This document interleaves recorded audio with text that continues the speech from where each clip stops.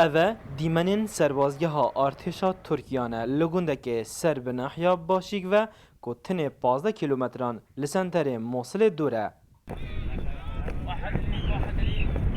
ساله که دوی سربازگه دا خلکی خوبخش پارزگیهانه اینوا اتهنم مشقدان.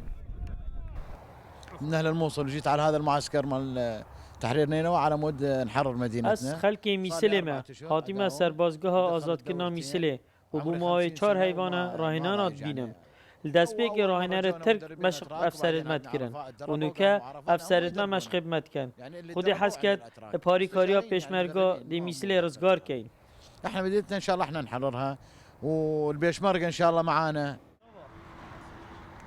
تانوکه 1005 کس لسربازگه ها گوداد هاتین مشقدان گوجنت هوا کرد و عربن. از خلک سدیمه مال سدی اول چهار حیوانات می‌بریم ما تدریب دیتینا ما تدریب خو کری تدریب ما هی که ما تدریب کری و حتی نو که جهر معسكر ما هر ام تدریبت کن معاشه ما باشه و خورنه ماجی باشه و جه ماجی باشه یعنی شو ما بیته. ارتشا ترکیه لوی سربازگه یه جه خواه قائم دیگد.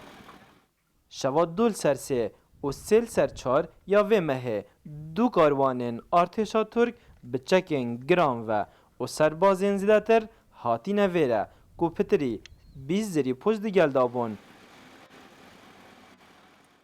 نزیکی سالکیه ارتشا ترکیه دویره داد درباز بویه و لبنارا جای مقلوب لگوندکی سر به ناحیه باشی که خواجه بویه.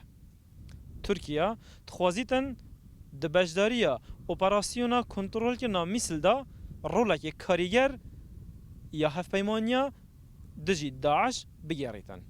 عبید رشوای رو داو ناحیه زیلکان.